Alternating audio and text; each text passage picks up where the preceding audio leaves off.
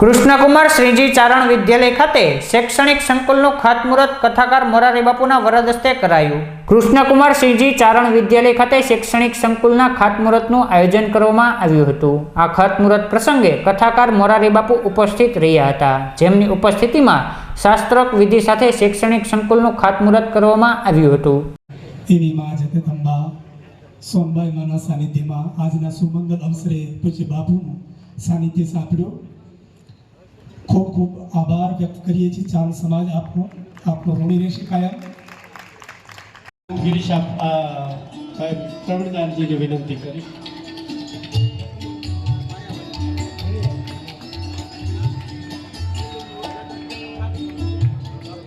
આપણે બધા પોતાના સ્થાને બેસશું. 2 મિનિટ આભારનો ઉપક્રમ છે. આપણે કાંતિભાઈને વિનંતી. ત્યારે 5 જણા આ કાળ, આ પાંચેય કાળના નિવારક તત્વો છે. એવો ચારણ સમાજનો એક કોઈ અજ્ઞાત કવિ કહે, એ મને અહીંયા પ્રાસંગિક લાગે છે. એક તો સાધુ, આ પાંચેયમાંથી મને તમને બહાર કાઢે. સાધુ અવ્યાખ્ય છે, એની વ્યાખ્યા અત્યાર સુધી કોઈ કરી શકે નથી. ભગવાન રામચરિતમાનસમાં નારદના પ્રશ્ન છે કે મહારાજ, જે સાધુઓને તમે વશ થઈ જાઓ છો એવા સાધુના લક્ષણો આપ મને કહેશો? અને ભગવાન રામ કોશિશ કરે છે, પરંતુ અંતે એ પોતાની અસમર્થતા પ્રગટ કરે છે નારદ સામે કે કહી સક ન સારદ સહી સનારદ સુનત પદ પંકજ ગહે અસદીન બંધુ દયાલ અપને ભક્ત ગુણ નિજ મુખ કહે. ભગવાને કહ્યું કે નહીં, હું પૂરેપૂરું વર્ણન. એવો કોઈ સાધુ જ્યારે સમાજને આવા 5 સંકટો આવીને ઉભા રહે, ત્યારે એવો કોઈ સાધુ એમાંથી આપણને બહાર કાઢી શકે. હવે કયા સાધુએ આપણા સમાજને વ્યવહાર સંકટમાંથી બહાર કાઢ્યો,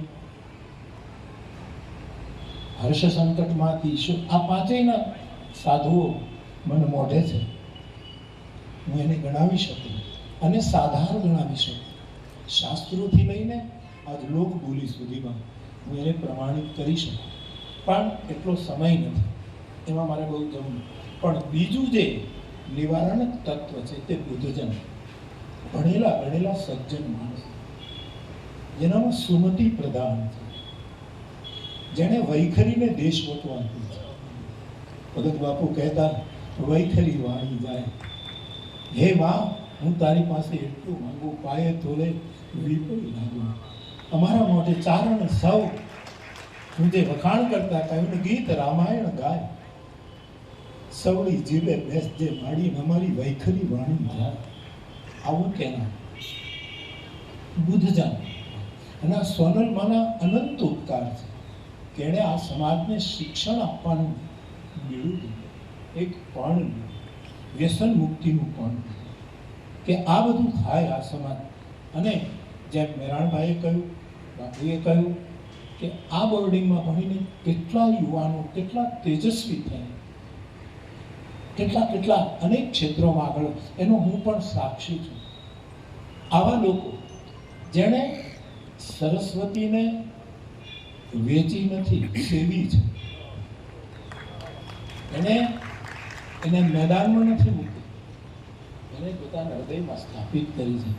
એને કંઠમાં હોઠમાં જેને એને સ્થાન આપ્યું છે, એવું બુદ્ધજન, એવું વિદ્વાન, જેનામાં સુમતિ પ્રધાન છે, એ આપણને આવા પાંચેય કાળથી બહાર કાઢી શકે. પણ મને આનંદ એ વસ્તુનો છે કે ત્રીજે સ્થાને, આમ જેમ આપણે કહીને ત્રિસત્ય, 1 વાર 2 વાર 3 વાર કરીએ, અને 3 વાર કરો એટલે વાત પૂરી થઈ. અમારા ગામમાં બહેનો દીકરીઓ એ કાળમાં ઘાસ કાપીને ઘાસડીઓ વેચવા આવે, ત્યારે ગામના ચોકમાં ઘાસની ગરીબ સ્ત્રીઓ, ત્યારે એક જણો ઊભો થાય કે ભાઈ આમાં 12 આના, 1 વાર 2 વાર 3 વાર કરે પછી ઘાસડી. એ બધું ત્રીજા સ્થાન ઉપર આખા ચારણ સમાજે ગૌરવ લેવું જોઈએ કે જ્યારે પછી લિમિટ આવી જાય, આના પછી આ ત્રિસત્ય છે, ત્યારે ચારણનું નામ લીધું છે. આ જગતના વ્યવહાર કાળના સંકટોને, અને આપણી પાસે તો આખા ઇતિહાસનો પડ્યા છે સાહેબ, કે કોણ સોનલમાં એનું જીવતું, જેને જેને વ્યવહારમાં સંકટ પડ્યા છે એના નળિયા વગરના મકાનમાં સોનલમાં ગયા છે. અને બાપા તારા વ્યવહારનું સંકટ, હું જો માં હોઉં સમાજની તો મારી પહેલી પ્રજા છે એ ચારણા. એણે વ્યવહાર સંકટ દૂર કર્યા.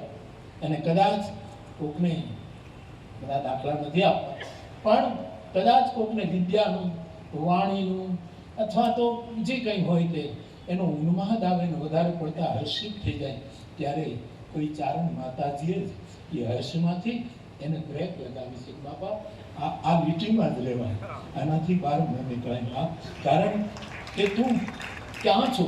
હમણાં કહેવાયું કે શાસ્ત્ર સંમત છે કે ઋગ્વેદથી લઈને શાસ્ત્રોથી લઈને આજ સુધી ચારણનો મહિમા બધાએ ગાયો છે. અને બીજા ગાય કે ન ગાય, તલકા જડાનો બાવો તો ગાય જ છે.